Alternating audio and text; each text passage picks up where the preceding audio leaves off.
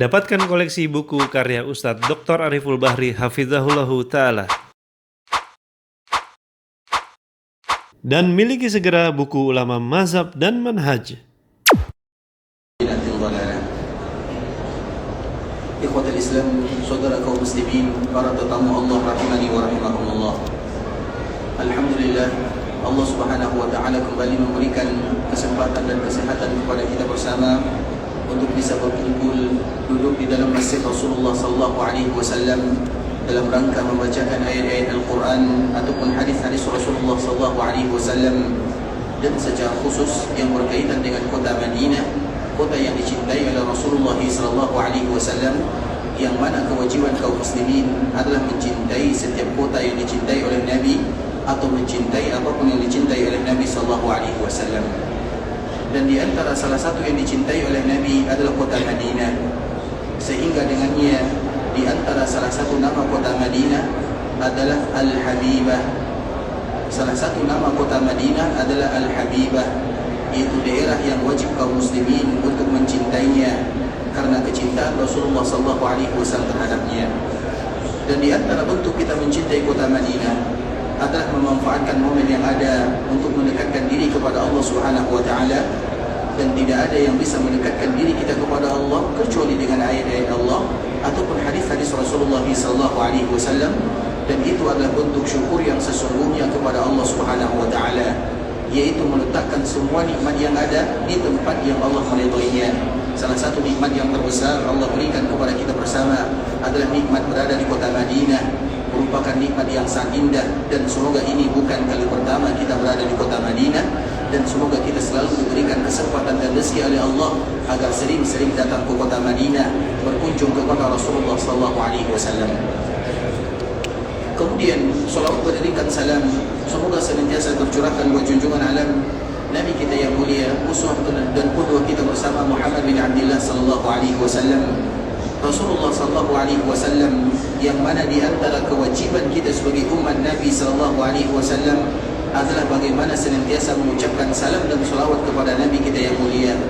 Dan kita selalu mengulang kalimat yang indah ini, ikhwatul Islam. Ketika Allah Subhanahu wa taala memerintahkan kita untuk mengucapkan salam dan salawat kepada Nabi, maka Allah sebelum memerintahkan hambanya, Allah yang pertama kali melakukannya.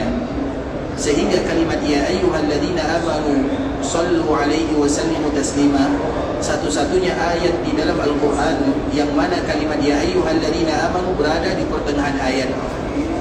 Kita ulang lagi, ikhwatul Islam. Biasanya Allah Subhanahu wa taala memberikan perintah kepada kita sebagai hambanya dengan kalimat ya ayyuhalladzina amanu, disebutkan oleh Allah di awal ayat, ya ayyuhalladzina amanu aminu, ya ayyuhalladzina amanu kutiba alaikumusiyam, ya ayyuhalladzina amanu kutiba alaikumul qisas, serta ayat-ayat yang lainnya. Artinya ketika Allah memberikan perintah kepada hambanya, tidak mungkin Allah melakukan perintah tersebut karena Allah yang memerintahkannya. Allah mengatakan, wahai orang-orang yang beriman, berpuasalah kalian. Tidak mungkin Allah melakukannya. Wahai orang-orang yang beriman, berimanlah kalian. Tidak mungkin Allah melakukannya. Artinya di dalam ayat-ayat Al-Quran ketika Allah memerintahkan hamba untuk melakukan sesuatu, itu hanya perintah untuk hambanya, bukan untuk Allah Subhanahu wa ta'ala. Tapi lain dikala Allah memerintahkan kita mengucapkan salam dan salawat. Makanya ya ayyuhalladzina amanu itu berada di pertengahan ayat, bukan berada di awal ayat. Mengapa demikian, ikhwatul Islam? Karena sebelum Allah perintahkan hamba untuk mengucapkan salam dan salawat, maka Allah pertama kali mengucapkan salam dan salawat kepada nabinya. Itu perintah lain dari yang lain. Karena perintah ini, ikhwatul Islam, biasanya perintah itu dilakukan oleh hamba, bukan dilakukan oleh yang memerintahkannya. Tapi ayat dikala berbicara tentang mengucapkan salam dan salawat sebelum Allah perintahkan kita untuk mengucapkannya dan melakukannya, maka Allah yang pertama kali telah melakukannya. Sehingga diawali dengan kalimat innallaha wa malaikatahu yusalluna 'alan nabi, baru setelahnya Allah perintahkan kita melakukan kalimat ini atau mengucapkan kalimat ini. Maknanya, ikhwatul Islam, berarti ibadah ini ibadah yang bukan hanya kita diperintahkan, atau bukan ibadah yang hanya manusia melakukannya, tapi Allah juga melakukannya, malaikat-malaikat juga melakukannya. Sehingga Allah menyebutkan innallaha wa malaikatahu, sesungguhnya, dengan kalimat takkid. Sesungguhnya artinya sesuatu yang selalu dilakukan oleh Allah, selalu dilakukan oleh malaikat-malaikatnya. Sesungguhnya Allah dan para malaikatnya Yusalluna 'alan nabi, mereka senantiasa berselawat kepada nabi. Artinya Allah juga berselawat kepada nabinya, malaikat juga berselawat kepada nabinya.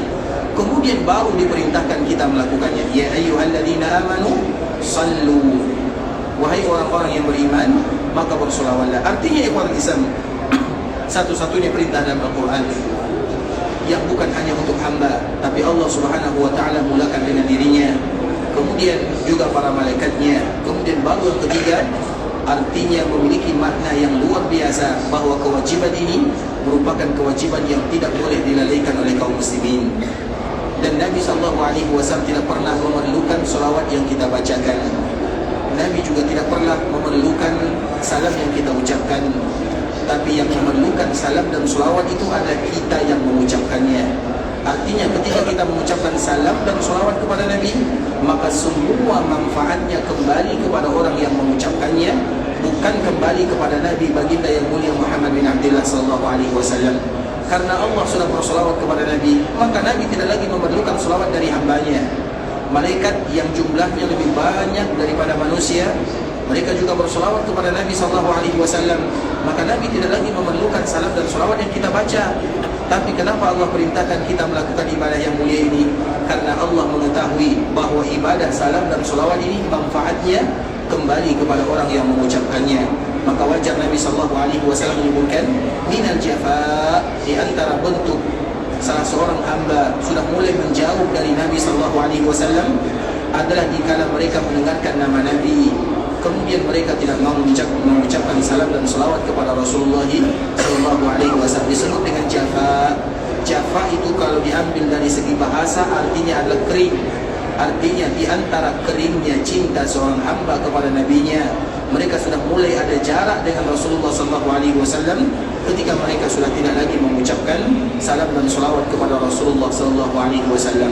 Kebalikannya, bagi mereka yang selalu mengucapkan salam dan salawat kepada Nabi, maka itu merupakan di antara bentuk kecintaan mereka kepada Rasulullah SAW.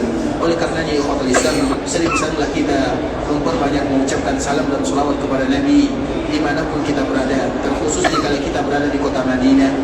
Karena orang yang ada di kota Madinah, ikhwatul Islam, diberikan kelebihan oleh Allah Subhanahu wa ta'ala mengucapkan salam dan salawat ini.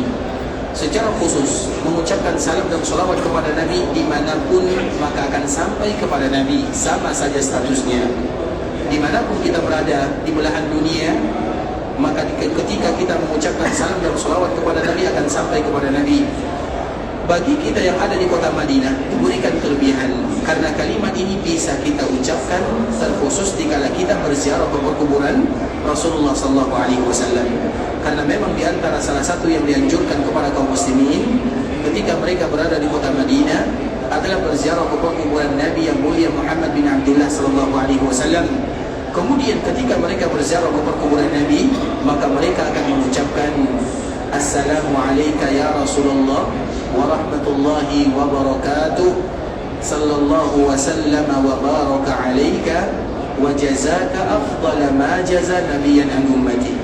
Itulah kelebihan kita yang ada di kota Madinah, yang diberikan rezeki oleh Allah Subhanahu wa ta'ala dikala kita mengucapkan salam kepada Nabi dari jarak dekat, dikala kita mengucapkan salawat kepada Nabi di samping perkuburan Nabi itu sendiri.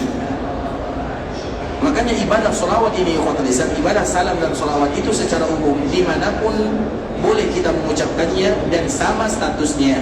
Artinya akan sampai kepada Nabi SAW. Tapi orang yang berziarah ke perkuburan Nabi itu khusus bagi orang-orang yang tinggal di kota Madinah atau mereka yang diberikan rezeki berkunjung ke kota Madinah. Karena di antara salah satu adab berziarah ke perkuburan Nabi, tidak boleh kita berziarah dari jarak jauh. Di antara salah satu adab kita berziarah ke perkuburan Nabi SAW, tidak boleh kita berziarah dari jarak jauh. Misalnya kita berada di depan masjid dengan tujuan kita berziarah ke perkuburan Nabi, itu bukan ziarah namanya. Berziarah ke perkuburan orang tua saja, kalau dari jarak jauh, maka kita akan dianggap sebagai anak yang durhaka. Apalagi berziarah ke perkuburan baginda Rasulullah SAW. Sehingga kewajiban kita yang ada di kota Madinah berziarah ke perkuburan Nabi, dan kita masuk mendekati perkuburan Nabi, kemudian baru kita mengucapkan salam dan salawat serta kalimat-kalimat yang indah. Apa yang kita ucapkan kalimatnya sama, di dalamnya ada salam, di dalamnya ada salawat, kemudian di dalamnya ada kalimat-kalimat yang itu merupakan pujian untuk Rasulullah sallallahu alaihi wasallam sekaligus permohonan kepada Allah azza wajalla. Maka kita yang bersolawat atau kita yang berziarah ke perkuburan Nabi, kita pun mengucapkan assalamu alayka ya Rasulullah wa rahmatullahi wa barakatuh, sallallahu wa sallama wa baraka alayka wa jazaka afdala ma jaza nabiyan an ummati. Assalamu alayka ya Rasulullah, keselamatan untukmu ya Rasulullah, wa rahmatullahi wa barakatuh, rahmat Allah dan barakahnya. Sallallahu wa sallama wa baraka alaik, kami mengucapkan atau Allah menyampaikan selawat kami untukmu.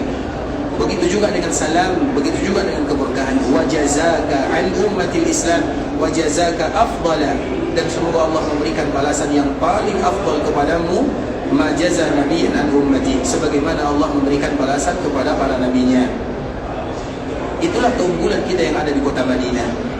Ketika kita berziarah ke perkuburan Nabi, maka hendaklah berziarah dari jarak dekat. Kemudian dalam kalimat ziarah kita akan membacakan salam dan salawat kepada Rasulullah sallallahu alaihi wasallam. Makanya kaum muslimin, ketika kita berada di kota Madinah, hendaklah bagi kita untuk menghafal kalimat ini, kalimat yang menunjukkan kasih sayang dan kecintaan kita kepada baginda Rasulullah sallallahu alaihi wasallam.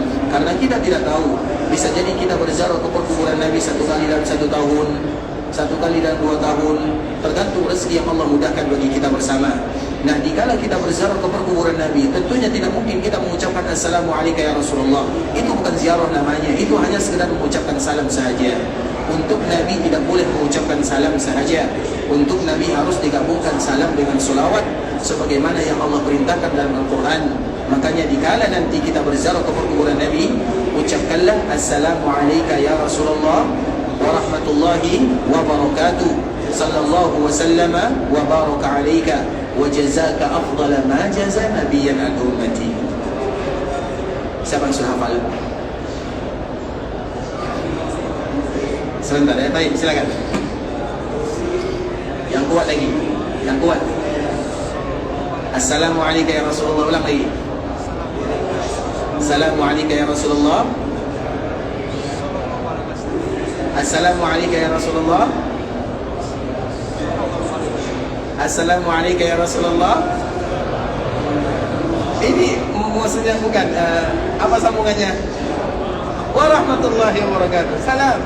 Assalamu alayka ya Rasulullah wa rahmatullahi wa barakatuh. Silakan ulang lagi. Assalamu alayka ya Rasulullah wa rahmatullahi. Ini hafalan atau tidak nih? InsyaAllah. Baik, ulang lagi. Assalamualaikum ya Rasulullah wa rahmatullahi wa barakatuh. Baik. Sudah tapi. Baik. Assalamualaikum ya Rasulullah wa rahmatullahi wa barakatuh. Baik. Kan 3 kalimat tadi kan? Baik. Atau ngaku saja?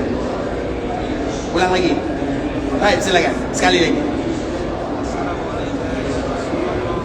Assalamualaikum ya Rasulullah wa rahmatullahi wa barakatuh. Baik. Baik. Lupa ya? Berarti tidak hafal ya? Baik, yang lain. Silakan. Hafal? Baik. Silakan. Ya. Assalamualaikum ya Rasulullah warahmatullahi wabarakatuh. Baik. Sallallahu wa sallama wa baraka alaika. Baik. Wa jazaka afdala ma jaza nabiyyan an. Artinya, kalau sudah lama di sini aku hilafal saja kan, nggak tahu artinya apa maknanya. Baik, apa artinya? Selamatan atas kamu ya. Keselamatan atasmu ya Rasulullah.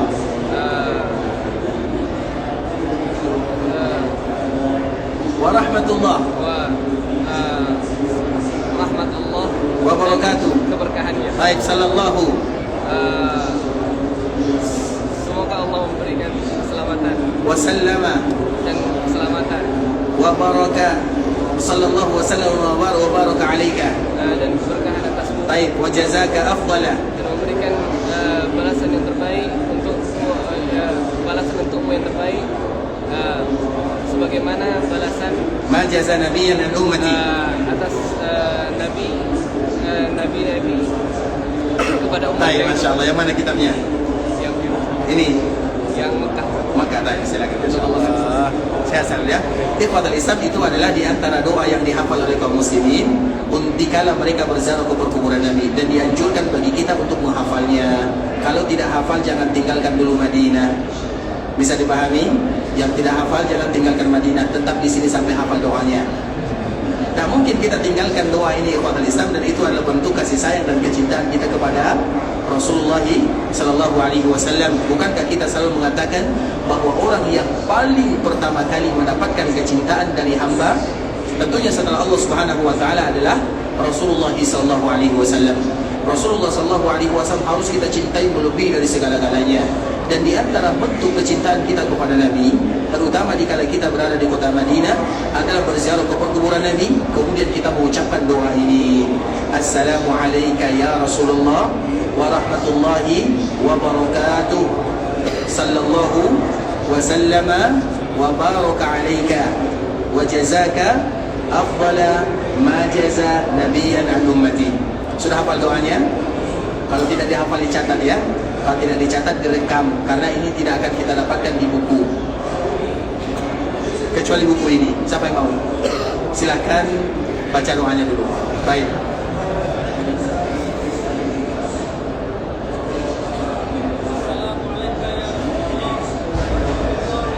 Baik. Sallallahu wa sallama.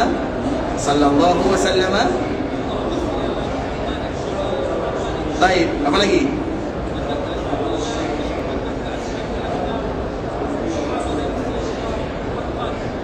Betul doanya ini. Kemana-mana perginya macam ini. Baik, Masya Allah. Bisa dihafalkan. Masya Allah. Baik ya, jawabannya salah ya.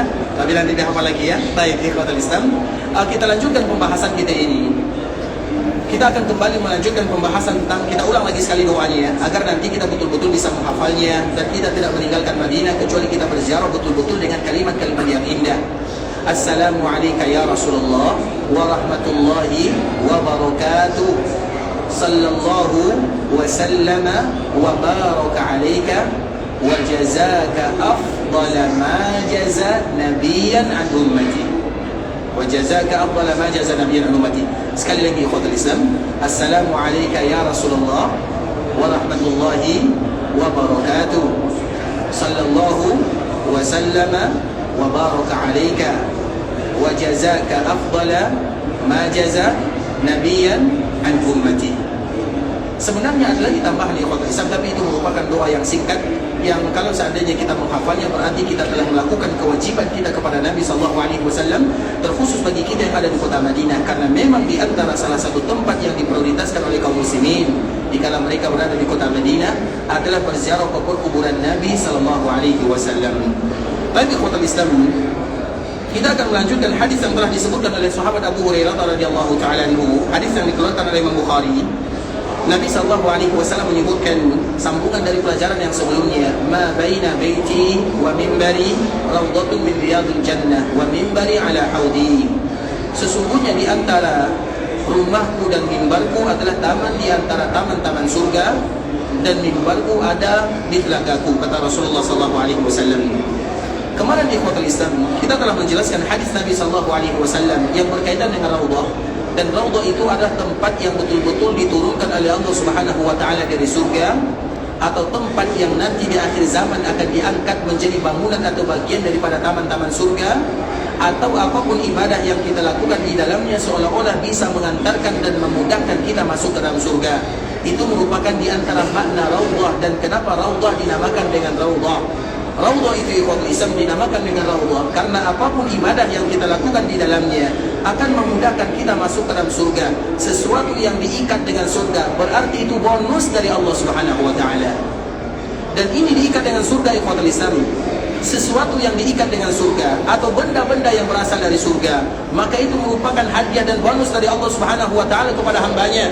Mudah bagi Allah Subhanahu wa taala langsung mengatakan aku ampunkan dosa kalian, tapi Allah Subhanahu wa taala menginginkan kaum muslimin atau menginginkan hambanya melakukan sebab musababnya, dan salah satunya adalah datang kepada Raudhah Asy-Syarifah. Dan raudhah disebut dengan raudhah min riyadil jannah, taman di antara taman-taman surga. Namanya tidak terpisahkan dari kalimat surga.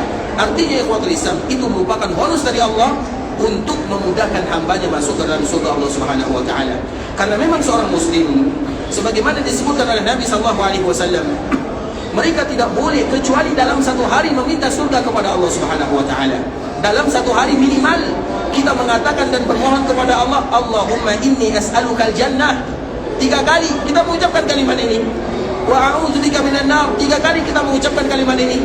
Maka Nabi SAW menyebutkan, barang siapa yang meminta surga kepada Allah 3 kali dalam satu hari, maka surga akan berbicara, ya Allah, masukkan dia ke dalam diriku. Dan barang siapa yang berlindung dari api neraka 3 kali dalam satu hari, maka neraka akan mengatakan, ya Allah, jauhkan dia dari diriku. Sehingga ikhwatul Islam, cita-cita kaum muslimin adalah bagaimana dimudahkan masuk surga dan dijauhkan dari api neraka. Dan itulah keberuntungan yang sesungguhnya. Orang yang paling beruntung menurut Allah Subhanahu wa taala adalah mereka yang selamat dari api neraka dan masuk ke dalam surga. Dan di antara caranya adalah berdoa, bermohon kepada Allah Subhanahu wa taala. Bahkan Nabi ikhwatul Islam pernah mendengarkan para sahabat dikala mereka berdoa tentang masalah surga, ya Allah, mudahkan kami masuk surga. Apa kata Rasulullah sallallahu alaihi wasallam? Haulaha nudandin. Haulaha nudandin. Doa kita berkisar atau berputar masalah ini. Makanya dikala kita berdoa kepada Allah, yang pertama kali kita minta apa? Ya Allah, ampunkan dosaku. Apa gunanya ketika Allah Subhanahu wa taala mengampunkan dosa hambanya? Ujung-ujungnya agar Allah mudahkan kita masuk dalam surga. Makanya Nabi SAW menyebutkan haulaha nudandin. Sehingga di antara doa yang selalu kita sebutkan ikhwatul Islam, doa yang disebut dengan al-jawami' al-kawamil. Semestinya doa ini harus dihafal oleh kaum muslimin, semestinya. Makanya dianjurkan nanti dicari ikhwatul Islam. Dan ini adalah kalimat yang paling indah. Kita ulang lagi sebagaimana disebutkan oleh ibunda kita Aisyah radhiyallahu taala anha. Kalimat ini, doa ini disebut dengan al-jawami' al-kawamil. Al-jawami' apa artinya? Terkumpul di dalamnya semua kebaikan dunia dan akhirat. Al-kawamil apa maknanya? Sempurna, lengkap. Kalau seandainya kaum muslimin tidak lagi meminta yang lain kecuali doa ini, la kafata, maka cukup bagi mereka untuk berdoa dengan kalimat ini.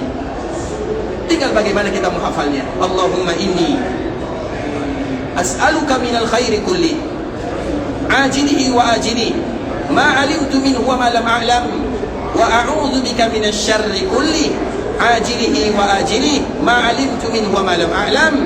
Allahumma inni as'aluka khaira ma sa'ala 'abduka wa nabiyyuka Muhammadun sallallahu alaihi wasallam wa a'udzu bika min syarri ma 'ada minhu 'abduka wa nabiyyuka Muhammadun sallallahu alaihi wasallam.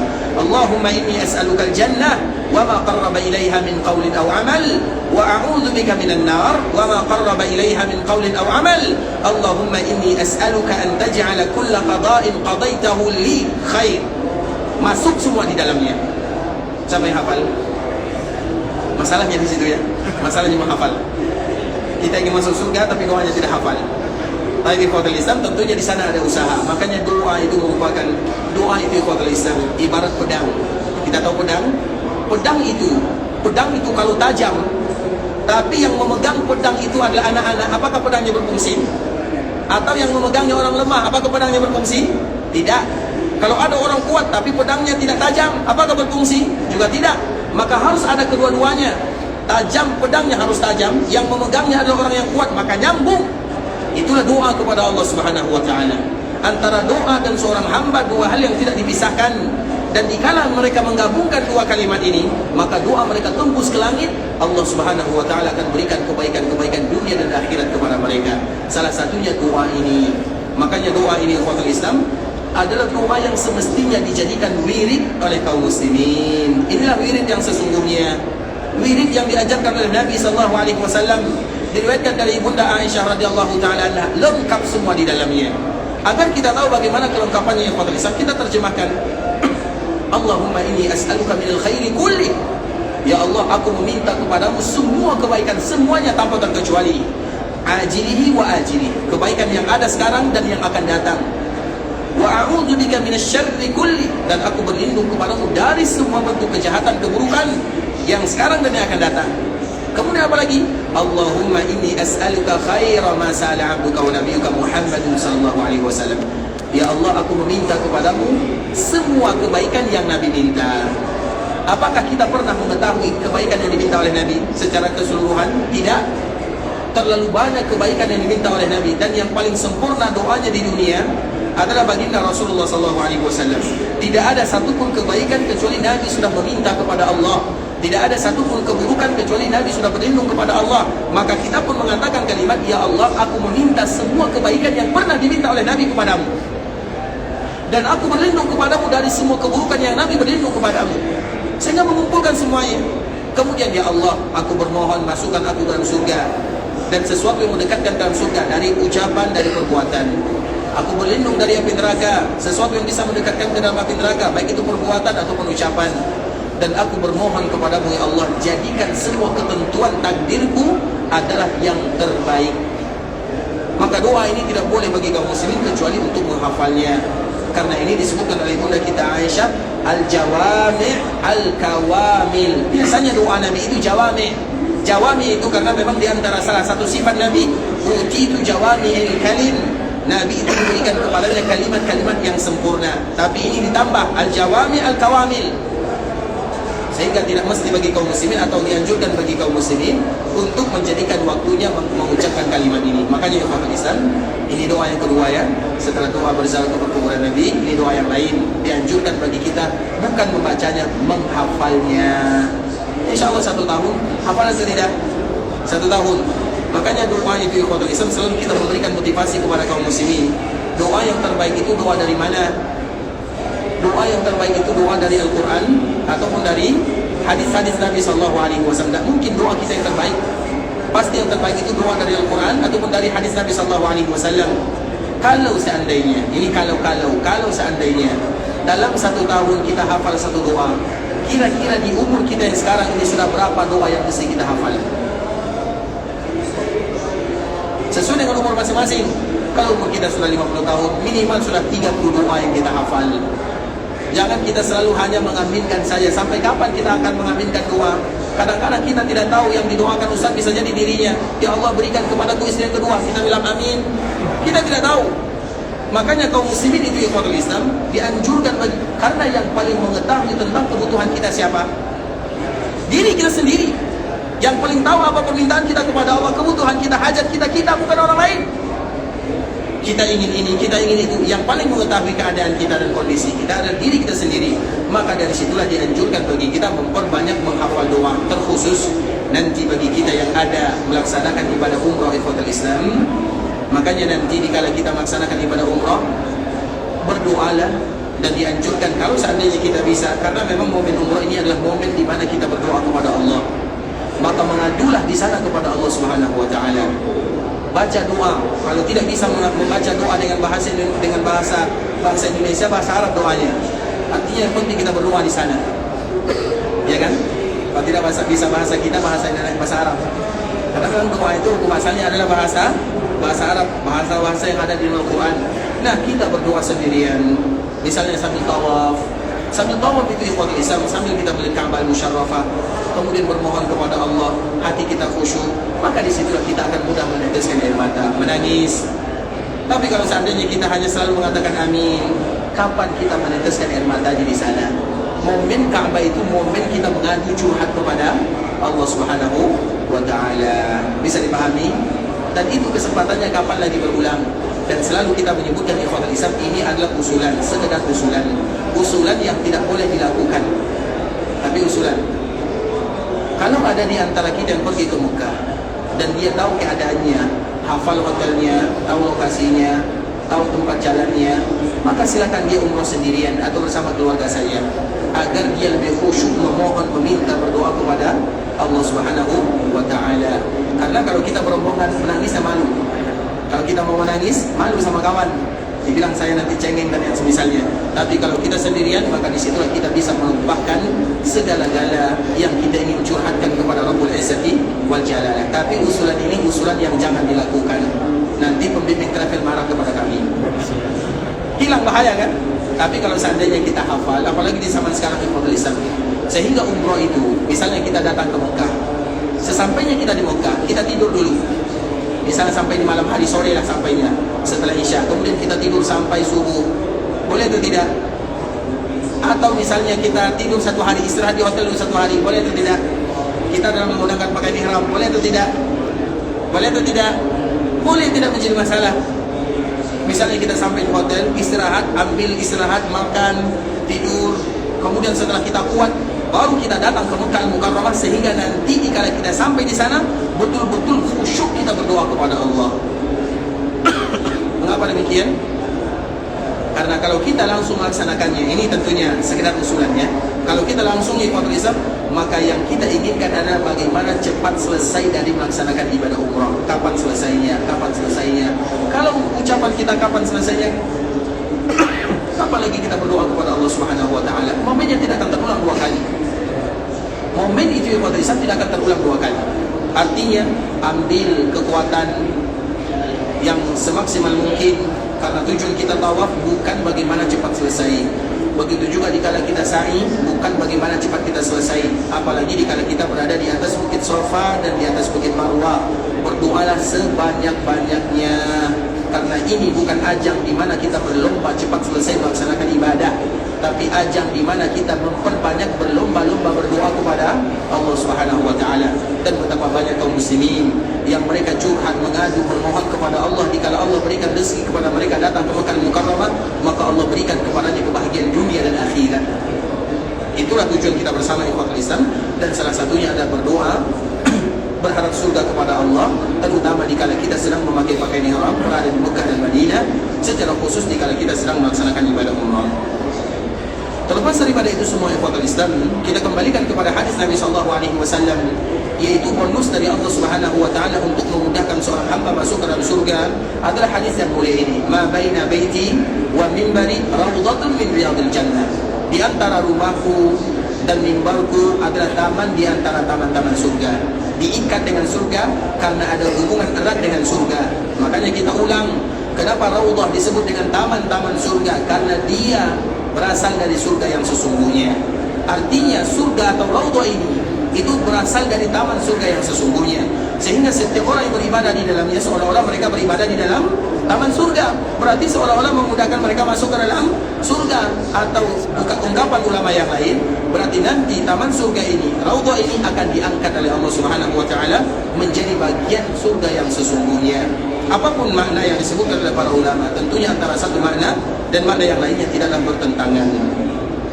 Kemudian ikhwatul Islam, Nabi menyebutkan di antara rumahku dan mimbarku adalah taman di antara taman-taman surga.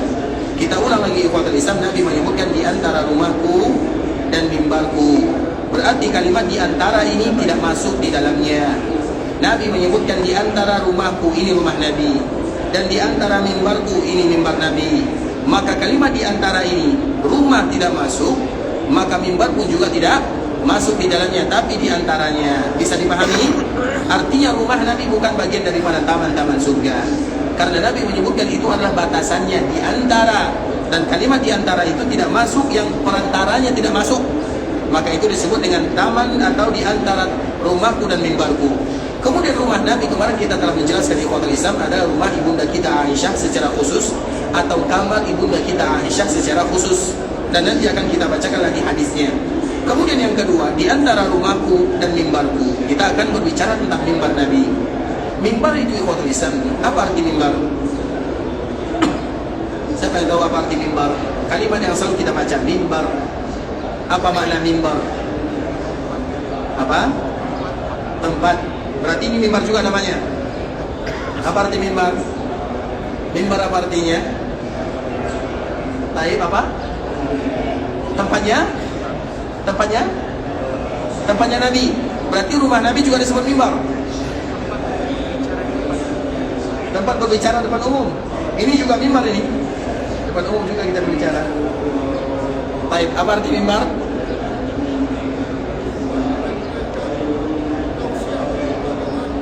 Tempat menyampaikan tausiah kepada orang lain. Sehat selalu Pak ya. Yang ini sudah kemarin? Ini Masya Allah. Masya Allah, barakallahu fiik. Sehat selalu Pak Cia, panjang umur, diberikan kesehatan. Tapi jawabannya salah Pak Cia. Jawabannya bukan tempat menyampaikan tausiah. Mimbar itu artinya tempat yang tinggi. Kalau menyampaikan tausiah itu juga mimbar namanya. Tapi mimbar itu artinya tempat yang tinggi. Makanya mimbar itu harus tinggi. Makanya mimbar Nabi, kalau ada mimbar yang tinggi, maka itu semuanya disebut dengan mimbar. Baik itu ada tangganya 3, atau tangganya 5, atau tangganya 10. Yang penting jangan tangganya 30 saja. Terlalu tinggi nanti kan, bagaimana dia menyampaikan kalimat-kalimat. Artinya itu disebut dengan mimbar. Dan itu sesuai dengan keadaan di zaman masing-masing. Kalau di zaman Nabi, mimbarnya 3 karena sesuai dengan keadaannya. Tapi kalau ada sebagian masjid yang besar, ikhwatul Islam, tidak mungkin 3 tangganya. Bisa jadi sesuai lebih tinggi lagi. Makanya diambil dari kata mimbar itu sendiri, artinya ada tempat yang tinggi. Nah, Nabi SAW, ikhwatul Islam, di sini ada cerita yang sangat luar biasa. Nabi SAW pertama kali membangun Masjid Nabawi bersama para sahabatnya, orang-orang Muhajirin dan Ansar. Maka Nabi SAW menjadikan masjid itu sebagai markas. Jadi masjid itu sebagai markas Nabi dan kaum muslimin. Para sahabat Nabi, mereka bukan hanya menjadikan masjid sebagai tempat sholat sahaja, tapi menjadikan masjid juga ada sebagian tempat tinggal di sana. Ada mereka yang selalu duduk berlama-lama di dalamnya. Artinya masjid itu bukan hanya untuk tempat kita melaksanakan sholat saja. Bahkan Nabi menjadikan itu markas. Markas itu Nabi kadang-kadang menyampaikan tausiah, kadang mengatur strategi, kadang bermusyawarah dengan para sahabatnya. Bahkan kadang-kadang Nabi sering bercerita bersama sahabatnya, cerita-cerita biasa. Artinya itu adalah kegunaan masjid, selama kita bisa menjaga aturan-aturan yang ada di dalamnya. Dan aturan yang ada di dalam masjid, tidak boleh bagi kita mengumumkan barang yang hilang, sebagaimana tidak boleh bagi kita melakukan jual beli. Itu merupakan di antara aturan yang disebutkan oleh Nabi SAW.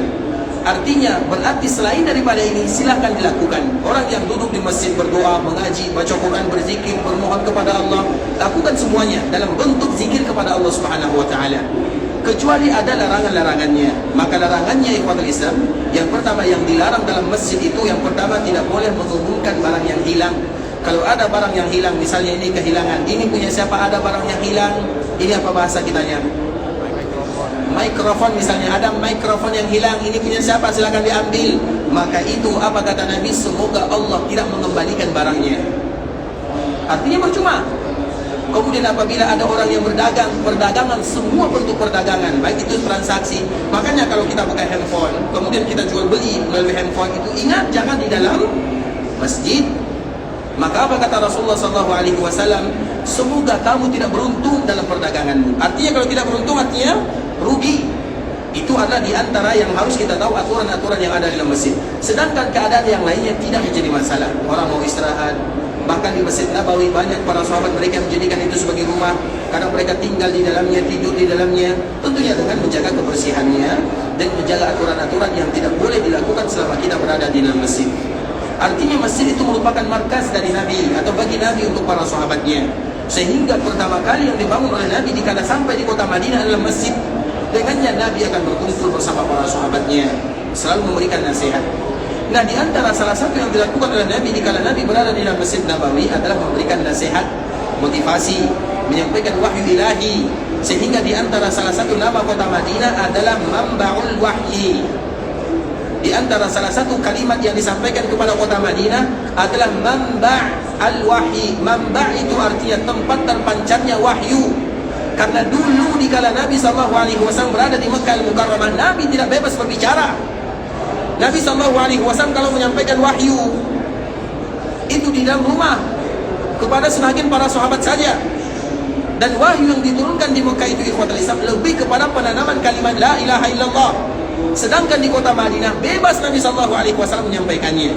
Terutama dikala Nabi punya masjid, maka disebutlah kota Madinah Manba'ul Wahyi, tempat wahyu itu terpancar. Bukan berarti di Madinah tidak ada wahyu, di Mekah tidak ada wahyu, tapi bebas Nabi SAW menyampaikan kepada para sahabatnya untuk menguatkan iman, muamalah, takwa dan semuanya. Kemudian di ikhwatul Islam, setiap kali Nabi SAW setiap kali Nabi menyampaikan kalimat, wejangan, tausiah, tazkirah, apapun namanya, maka Nabi SAW selalu berdiri sebagaimana biasa. Artinya berdiri, tidak ada tempat Nabi berdiri. Dan kadang-kadang Nabi SAW berbicara itu lama, khutbah Nabi itu lama. Karena memang Nabi itu adalah orang yang paling bagus cara menyampaikan kalimat-kalimat. Kalau bahasa kitanya, orator Nabi itu, retorika Nabi paling bagus. Dan kita tidak akan menjumpai orang yang paling bagus gaya berbicaranya, cara penyampaiannya dibandingkan dengan baginda Rasulullah SAW. Karena kalau Nabi yang berbicara ikhwatul Islam, kalau kita berbicara 1 jam, banyak di antara kita tidur. Berarti bukan berarti yang tidur itu salah, cara penyampaiannya tidak bagus. Tapi kalau Nabi dari pagi sampai siang, tidak ada sahabat satu pun yang tidur. Dari pagi sampai siang. Kemudian dari siang sampai sore, sampai maghrib, sampai petang, tidak ada sahabat yang bergerak dari tempatnya.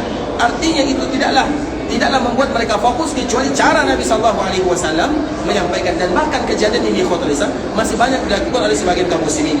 Kami punya teman dari negara, kami lupa namanya. Mereka kalau ceramah itu mereka ceramahnya bukan maghrib, tapi ceramahnya dari waktu duha mulainya. Dari waktu duha selesainya asar. Itu ceramahnya. Kalau kita seperti ini apa namanya? Ceramah atau muhadarah? Atau daurah? Terserah apapun namanya. Yang penting ikhwatul Islam, yang dilakukan oleh Nabi SAW, sebagian kaum muslimin juga melakukannya. Kalau di kita mungkin tidak kuat ya. Kalau di Masjid Nabawi ini ikhwatul Islam, kadang-kadang di musim liburan itu ada namanya daurah. Dan daurah itu dari subuh sampai jam 11 malam setiap hari. Bahkan kami pernah melihat dosen kami atau syekh yang menyampaikan itu, dia pingsan. Kapan istirahatnya? Begitulah, itu baru disebut dengan daurah. Itulah yang namanya belajar agama.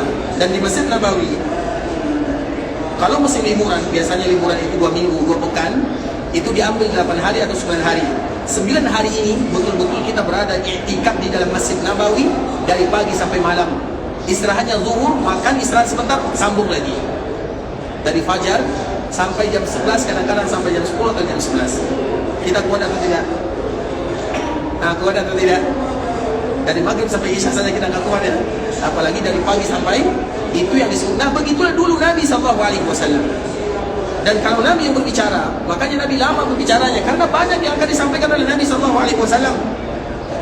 Kemudian ikhwatul Islam, dikala melihat keadaan Nabi yang selalu memberikan mau'izah tazkirah kepada para sahabatnya, dilihat oleh salah seorang wanita yang berasal dari Ansar, maka dia menawarkan kepada Nabi, ya Rasulullah, maukah aku buatkan untukmu mimbar? Itulah sejarah mimbar Nabi SAW. Sejarah mimbar Nabi, pertama kali masjid ada, bukan ada langsung mimbar Nabi SAW, tapi setelah melihat keadaan Nabi yang memberikan motivasi, semangat, menyampaikan wahyu Allah Subhanahu wa taala, mengatur keadaan-keadaan yang ada di kota Madinah, maka wanita ini melihat Nabi butuh mimbar supaya nanti suara Nabi sampai kepada semuanya, dan Nabi juga dilihat oleh semuanya. Kemudian dikala wanita ini datang kepada Nabi SAW mengatakan, ya Rasulullah, apakah mau aku buatkan untukmu mimbar? Maka Nabi mengatakan silakan. Ini merupakan riwayat yang pertama. Jadi sebab musabab ada mimbar Nabi karena wanita ini menawarkan. Kebetulan wanita ini ada tukang kayu kalau bahasa kitanya. Sehingga mimbar Nabi itu adalah mimbar yang sederhana, tingginya kurang lebih 1 meter sahaja, terbuat dari kayu hutan. Artinya kayu yang sederhana sekali mimbar Rasulullah SAW. Di dalam riwayat yang lain, Nabi yang memintanya untuk dibuatkan mimbar, karena tidak mungkin Nabi SAW berdiri dalam waktu yang lama. Kemudian suara Nabi, karena Masjid Nabawi itu 35 kali 30. Masjid Nabawi itu 35 kali 30. Itu luas atau tidak? 35 kali 30. Lumayan luas sih ikhwatul Islam, luas 30 kali 35 kali 30. Sehingga Nabi meminta kepada sahabatnya, buatkan untukku mimbar. Mimbar itu artinya tempat yang tinggi. Mimbar itu artinya tempat yang tinggi. Kemudian ikhwatul Islam, dibuatkan untuk Nabi SAW mimbar. Dikala mimbar ini jadi, maka dibawa ke dalam Masjid Nabawi. Nah, posisi mimbar inilah ikhwatul Islam, posisi di mana diletakkan mimbar Nabi, maka itulah batasan daripada raudhah. Di mana diletakkan mimbar Nabi, disitulah posisi raudhah. Maka Nabi SAW menyebutkan, ma baina baiti wa mimbari raudhatun min riyadil jannah, di antara rumahku dan mimbarku. Makanya kita harus tahu mimbar Nabi posisinya di mana. Terlepas daripada itu semua ikhwatul Islam, ketika pertama kali mimbar itu diletakkan di dalam Masjid Nabawi, maka tentunya Nabi SAW mulai memakainya dan berdiri di atasnya. Kadang Nabi SAW berdiri di atas mimbar, untuk menyampaikan khutbah, ceramah atau apapun namanya. Dan mimbar itu bukan hanya untuk menyampaikan nasihat, tapi Nabi SAW juga salat. Agar gerakan salat Nabi SAW diperhatikan oleh para sahabat. Karena nanti kalau seandainya Nabi jadi imam, karena zaman Nabi ini adalah zaman wahyu, zaman di mana para sahabat mereka akan menyampaikan agama kepada kita bersama. Makanya perkara salat adalah perkara yang banyak perbezaan di antara para ulama. Karena 5 kali dilakukan sehari semalam. Kadang-kadang para sahabat meriwayatkan dari Nabi sesuai dengan yang mereka lihat dari Nabi pada waktu itu. Bisa dipahami? Makanya kalau terjadi perbedaan ikhwatul lisan, selama perbedaan itu merupakan perbedaan yang mu'tabar, maka tidak menjadi masalah. Perbedaan yang pertama kali itu adalah meletakkan tangan. Meletakkan tangan, ada yang menyebutkan di dada. Dan dada itu di mana? Tentunya para ulama berbeza lagi. Ada yang menyebutkan dada itu di sini, ada yang menyebutkan dada itu di bawah. Bahkan ada lagi yang lebih ekstrim. Orang yang meletakkan tangan di sini berarti sama dengan orang Yahudi. Karena orang Yahudi sholatnya seperti ini. Makanya Imam Ahmad mengatakan semua yang mengatakan hadis-hadis yang berkaitan dengan sholat tangan kita seperti ini, hadisnya adalah hadis yang dhaif. Nah makanya kita lihat sebagian kaum muslimin mereka sholatnya di bawah pusarnya, karena mereka berdalil bahwa sholat letakkan tangan di dada itu sholatnya orang Yahudi. Makanya pernah tidak kita melihat orang Yahudi sholat? Pernah atau tidak? Nah, pernah atau tidak? Tidak ya? Saya juga tidak pernah. Artinya ikhwatul Islam itu diantara sifat salatnya. Sebenarnya tidak salah, karena salat itu sama dari para nabi, dari zaman Nabi Adam sampai zaman Nabi Muhammad. Salat itu tetap diwajibkan. Artinya agar kita tahu bahwa itu merupakan perbezaan di antara para ulama. Yang tidak boleh kita berarti orang yang salat seperti ini berarti mazhabnya seperti ini, orang yang salat seperti ini berarti seperti ini. Tidak demikian. Bisa jadi semuanya bersumber dari Nabi Sallallahu Alaihi Wasallam. Bisa dipahami? Paham atau tidak? Jadi tidak ada istilahnya orang yang sholat seperti ini berarti orangnya sifatnya seperti ini, yang seperti ini berarti sifatnya seperti ini, yang sholat seperti ini berarti seperti ini. Tidak. Nah itulah salah satu gunanya mimbar. Karena kadang-kadang dikala para sahabat meriwayatkan dari Nabi SAW, mereka meriwayatkan sesuai dengan apa yang mereka lihat pada waktu itu. Makanya Nabi kadang-kadang membutuhkan mimbar juga untuk salat. Nabi salat, kemudian Nabi naik ke atas mimbar. Salat, Nabi naik ke atas mimbar, atau para sahabatnya salat, naik ke atas mimbar. Apa tujuannya? Untuk memperlihatkan bagaimana tata cara salat. Bisa jadi tata cara ruku, atau tata cara Nabi meletakkan tangannya. Makanya ikhwatul Islam melakukan gerakan di dalam salat. Boleh atau tidak? Boleh bergerak di dalam salat atau tidak? Boleh bergerak atau tidak? Di dalam sholat itu wajib kita bergerak. Kalau tidak bergerak bagaimana kita rukuk dan sujud? Iya atau tidak? Pertanyaannya, boleh tidak kita bergerak melebihi daripada gerakan-gerakan sholat? Itu baru pertanyaan yang benar. Di dalam sholat pasti kita bergerak, tapi pertanyaannya, boleh tidak kita bergerak melebihi daripada gerakan sholat? Boleh atau tidak? Siapa yang berani jawab angkat tangan? Dan tanggung jawab. Yang lebih tua pertama kali di belakang ya Pak ya. Baik, silakan Pak. Oh, sebelumnya mohon maaf Pak, ya, di belakang Bapak ada satu. Ah ya, silakan. Mohon maaf Pak ya. Baik, silakan. Boleh kita bergerak? Boleh atau tidak? Boleh bergerak. Tidak boleh melebihi gerakan 3 kali. Tidak boleh melebihi. Bisa disampaikan yang bisa kuat lagi suaranya. Boleh bergerak tapi tidak boleh melebihi gerakan dalam sholat. Contohnya ruku. Kalau kita sedang berdiri, tiba-tiba gatal tangan kita ini, kita garuk misalnya, gimana? Boleh. Berarti boleh lebih daripada gerakan sholat. Masya Allah, sehat selalu Pak ya. Masya Allah. Bisa diamalkan ke belakang. Masya Allah. Sehat selalu Pak ya. Diberikan umur yang panjang, keberkahan dari Allah Subhanahu Wa Taala. Tapi ikhwatul Islam, kaedahnya kita harus tahu, kita di dalam sholat boleh bergerak atau tidak. Kaedahnya, kalau seandainya gerakan itu adalah gerakan untuk menyempurnakan sholat, maka bergeraklah. Bisa dipahami? Kalau seandainya gerakan itu adalah gerakan untuk kesempurnaan sholat, maka bergeraklah. Contoh misalnya, kita sholat, kebetulan HP kita lupa kita matikan, nadanya full lagu India. Kalau kita tidak mematikan bagaimana? Bagaimana kalau kita tidak matikan? Coba lihat betapa banyak orang yang akan terganggu. Kalau kita matikan handphone kita, Allahu Akbar, begitu sulit. Belum lagi membukanya, belum lagi dipencetnya. Gimana? Banyak gerakan yang akan kita lakukan. Bagaimana? Makanya gerakan di dalam solat demi kemaslahatan solat tidak menjadi masalah. Ada seorang ibu yang solat, kemudian tiba-tiba anaknya menangis, diambilnya, digendongnya. Boleh atau tidak? Coba dia melangkah, kemudian digendong anaknya, kemudian dia melakukan gerakan yang banyak. Maka itu kaedahnya. Setiap salat apabila gerakannya untuk kesempurnaan salat, maka bergeraklah. Bisa dipahami? Demi kesempurnaan salat.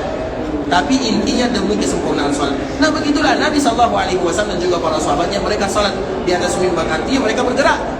Tapi demi apa? Demi diambil kesempurnaan salat para sahabatnya, diambil ilmu darinya, banyak manfaatnya. Sehingga nanti ikhwatul Islam, apabila ada orang melakukan gerakan di dalam salat demi kesempurnaan salat, maka tidak seutuhnya salah. Walaupun hukum asalnya seseorang dianjurkan bagi mereka untuk tumakninah, tidak melakukan gerakan-gerakan yang banyak sekali, kecuali kalau ada kemaslahatan demi kemaslahatan salat. Terlepas daripada itu semua ikhwatul Islam, kita kembalikan kepada hadis Nabi SAW atau kepada cerita mimbar. Jadi mimbar Nabi ini sangat banyak manfaatnya.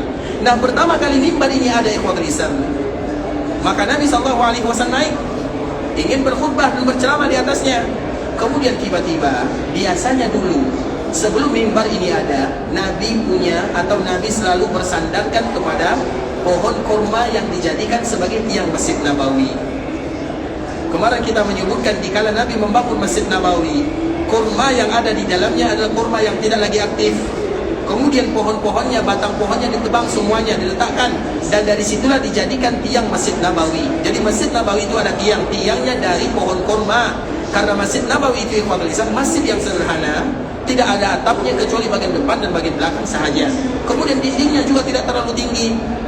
Itu adalah Masjid Nabawi yang dibangun oleh Nabi SAW. Kalau seandainya ada di antara kita yang masuk ke dalam Raudhah, kemudian dia lihat tiangnya, di tiang-tiang Raudhah itu ikhwatul Islam ada tanda, kemudian ada bunga-bunga di atasnya. Bunga ini adalah menentukan seperti itulah tinggi Masjid Nabawi yang dibangun oleh Nabi dan para sahabatnya. Makanya di Raudhah itu banyak sekali isyarat-isyarat yang kalau seandainya kaum muslimin mengetahui, maka akan mereka mengetahui bagaimana masjid di zaman Nabi. Salah satunya berapa tinggi Masjid Nabawi. Tidak usah kita lihat berapa tinggi Masjid Nabawi, cukup kita datang ke Raudhah, kemudian kita lihat tiang-tiangnya, tiang khusus yang ada di dalam Raudhah, maka akan kita perhatikan ada tanda-tandanya. Nah, salah satu tandanya menunjukkan ketinggian masjid yang dulu dibangun oleh Nabi SAW. Artinya ikhwatul Islam, di Masjid Nabawi itu berarti tidak ada atapnya. Masjid yang dibangun oleh Nabi tidak ada atapnya, kecuali bagian depan dan bagian belakang. Artinya di bagian tengah itu kosong, tidak ada atapnya. Sehingga Nabi SAW menyebutkan kalau seandainya di musim panas, fa'abridu, maka dinginkan dulu. Artinya jangan salat di waktu-waktu panas. Seperti misalnya, karena kalau di musim panas ikhwatul Islam itu betul-betul panas di kota Madinah. Sekarang panas atau dingin? Nanti sesekali kita keluar dari Masjid Nabawi setelah salat zuhur, kemudian jangan pakai sandal sesekali, agar kita tahu bagaimana panasnya. Nah, sehingga kita akan temukan Nabi dan para sahabat tidak pernah mereka salat kecuali dengan menggunakan alas kaki. Nabi dan para sahabat tidak pernah mereka salat dengan kaki telanjang, tak pernah. Kenapa demikian? Ada alasannya. Karena di Masjid Nabawi tidak ada karpetnya kecuali pasir dan kerikil. Bagaimana Nabi dan para sahabat akan berdiri lama di sana kalau menggunakan alas tanpa alas kaki? Sulit sekali ikhwatul Islam. Makanya kita akan temukan Nabi dan para sahabat tidak akan pernah salat kecuali dengan menggunakan sepatu dan atau sandal ataupun yang semisalnya. Dengan alasan keadaan yang ada di zaman Nabi SAW. Sebagaimana juga Nabi menyebutkan kalau ada di antara kalian yang salat, maka nanti jangan pernah usap sesuatu yang menempel di dahinya, di keningnya. Misalnya kita sholat menempel kerikil, pasir dan yang lainnya, kemudian kita membersihkan, jangan dulu. Karena Nabi SAW demikian sholatnya. Sebagaimana juga nanti kalau kalian sholat, jangan pernah ada sesuatu yang kalian lipat. Misalnya ini, kalian lipat sholat seperti ini, Allahu Akbar misalnya. Jangan. Nabi SAW yang melarangnya. Bahkan jangankan baju ikhwatul Islam, kalau ada di antara kaum muslimin yang rambutnya panjang, jangan diikat. Makanya untuk wanita-wanita kaum muslimin, ketika mereka sholat, biarkan. Sehingga di antara salah satu sifat wanita yang dibenci oleh Nabi SAW, yang ada punuk unta di belakangnya. Wanita yang ada punuk unta di belakangnya. Apa itu punuk unta? Biasanya kan wanita kan panjang rambutnya, kemudian mereka ikat di bagian atasnya seperti punuk unta, artinya berlebih dari kepalanya. Makanya kalau kita punya keluarga, istri, anak perempuan, mereka kalau kalau rambut itu diapakan namanya? Disanggul itu jangan pernah melebihi kepalanya. Paham ya? Ini bukan dari kami ya, dari Nabi SAW. Jangan pernah melebihi kepalanya. Kalau bisa, terutama di kala mereka sholat, biarkan rambutnya. Kenapa demikian? Karena semua yang kita bawa sholat ini, mereka juga ikut sujud, berdoa, bermohon, rukuk untuk Allah Subhanahu Wa Taala. Makanya tidak boleh kita apapun baik itu, semuanya tidak boleh. Itu merupakan di antara anjuran dari Rasulullah SAW. Nah, begitu juga ikhwatul Islam. Nabi SAW masjidnya sangat sederhana, pintunya atau dindingnya tidak terlalu banyak. Makanya karena dinding Masjid Nabawi itu tidak terlalu tinggi, para sahabat mereka kadang-kadang masuk melalui rumahnya masing-masing. Jadi pintu Masjid Nabawi itu dulu ada 3, dan sampai sekarang masih dinamakan dengan pintu tersebut. Ada namanya Bab Atikah. Bab Atikah itu sampai sekarang dinamakan dengan Bab Atikah, Babur Rahmah namanya. Babur Rahmah itu kalau kita lurus dari sini, keluar dari sana, kemudian langsung ke kiri, maka itu namanya Babur Rahmah. Itu memang dulu pintu Masjid Nabawi. Kemudian ada lagi yang namanya Bab Jibril. Bab Jibril itu adalah pintu di mana itu merupakan perjanjian Nabi dengan Jibril di kala mereka ingin berjumpa. Jadi Jibril kalau ingin berjumpa dengan Nabi sudah ada tempatnya, maka dinamakan dengan Bab Jibril. Lokasinya nanti kita lihat di sana, cari sendiri. Nah, sehingga ikhwatul Islam di Masjid Nabawi dulu pintunya 3, tapi karena dindingnya tidak tinggi, sebagian para sahabat yang tidak lewat pintu. Dan itu biasa ikhwatul Islam. Kadang-kadang ada di antara mereka yang membuat jalan sendiri. Maka Nabi SAW mengatakan tutup semuanya, illa khawqa Abi Bakar, kecuali khawqa. Khawqa itu pintu kecil menuju Masjid Nabawi. Sehingga dulu para sahabat ketika mereka membuat rumah, maka mereka menjadikan pintu utama menuju masjid, supaya tidak ada alasan untuk tidak pergi ke masjid. Kalau kita bikin rumah, pintunya ke arah mana? Ke arah jalan? Nah, ke arah masjid, supaya mengingatkan kita dengan rumah Allah Subhanahu Wa Taala. Sehingga Nabi SAW, banyak para sahabat yang melakukan demikian, tapi di ujung-ujungnya Nabi SAW menyebutkan tutup semuanya. Khawqa itu artinya pintu kecil, tutup semuanya kecuali khawqa Abi Bakar. Makanya sekarang masih ada tulisannya khawqa Abi Bakrin. Nanti cari sendiri di mana lokasinya. Itulah gunanya kita ke Masjid Nabawi, melihat sejarah, kemudian apa sebabnya, hadis ini dari mana munculnya, dan kami tidak mau menyebutkannya. Nanti cari sendiri, cari di internet, kenapa dinamakan demikian, apa sebabnya, sehingga nanti selama kita pergi ke Masjid Nabawi, kita lebih banyak belajar tentang sejarah-sejarah Nabi SAW, bukan lebih banyak berbolak-balik ke mall, ya kan? Harus kita perhatikan ada demikian ikhwatul Islam. Ini sejarah agar kita tahu, belajar, dan itu adalah belajar yang paling mulia. Dan kita selalu menyampaikan hadis Nabi SAW, siapapun yang ada di Masjid Nabawi kemudian mereka belajar atau mengajar, mereka sama dengan orang yang sedang berjihad di jalan Allah Azza wa Jalla. Jangan kita lewatkan kesempatan ini. Selama kita berada di Masjid Nabawi, kemudian kita belajar, itu sama statusnya dengan orang yang berjihad. Maka kita selalu mengatakan di Masjid Nabawi itu belajar siang dan malam. Bahkan ada ulama itu ikhwatul Islam dulu ya, kalau sekarang kami tidak lagi tahu, mereka akan mengajar di Masjid Nabawi setiap waktu salat subuh ada pelajarannya, zuhur ada pelajarannya, asar ada pelajarannya, maghrib ada pelajarannya, isya ada pelajarannya. Kenapa demikian? Karena ini mereka berjihad di jalan Allah Azza wa Jalla. Dan itu merupakan di antara keutamaan Masjid Nabawi, di mana siapapun yang belajar agama sama dengan orang yang sedang berjihad di jalan Allah Azza wa Jalla. Tidak heran kalau kita menjumpai orang-orang yang ada di Masjid Nabawi, mereka belajar Al-Quran umurnya sudah 75 tahun. Bahkan kami menjumpai ikhwatul Islam mahasiswa Masjid Nabawi, karena di Masjid Nabawi ini ada kuliahnya, disebut dengan Kuliatul Haram, umurnya sudah 80 tahun. Apa yang dicari dengan umur 80 tahun? Ijazah? Tidak, tapi status sebagai orang yang berjihad di jalan Allah Subhanahu wa Ta'ala. Itulah kemuliaan yang dimiliki oleh Masjid Nabawi yang tidak dimiliki di masjid dunia manapun, bahkan Mekah tidak memilikinya. Makkah tidak memilikinya. Itu satu-satunya hadis di dunia di dalam masjid Rasulullah SAW. Maka manfaatkanlah untuk belajar agama Allah Subhanahu wa taala, walau satu ayat, walau satu hadis, tapi dengan satu ayat ini bertambah keimanan, dengan satu hadis ini bertambah wawasan kita untuk meningkatkan iman dan takwa kepada Allah Subhanahu wa taala. Ikhwatul Islam, saudara kaum muslimin, para tetamu Allah rahimani wa rahimakumullah. Sampai di sini pembahasan yang bisa kami jelaskan. Yang benar dari Allah Subhanahu wa taala, yang salah dari diri kami pribadi karena kurangnya ilmu kami, karena kebodohan dan karena kejahilan kami, serta karena ketidaktahuan. Kami mohon dimaafkan kalau ada kata-kata yang salah, kalimat-kalimat yang kurang bagus, bahasa-bahasa yang kurang tepat, penyampaian yang tidak berkenan, kami mohon dimaafkan. Dan kita berharap bermohon kepada Allah Subhanahu wa taala, tidaklah kita berkumpul di sini kecuali Allah Subhanahu wa taala memberikan ampunan kepada kita bersama. Kecuali Allah Subhanahu wa taala menurunkan rahmat dan kasih sayang kepada kita. Dan sebagaimana kita dikumpulkan di kota Madinah, semoga nanti kita juga dikumpulkan di dalam surga bersama baginda Rasulullah sallallahu alaihi wasallam.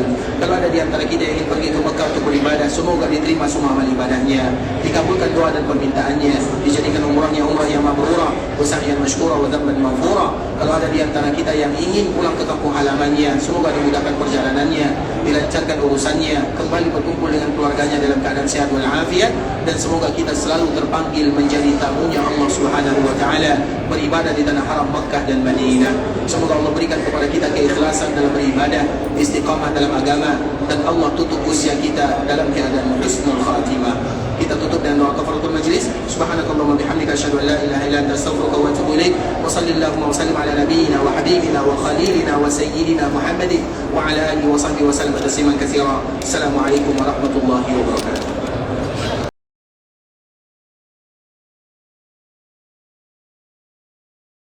يا عبادي الذين أسرفوا على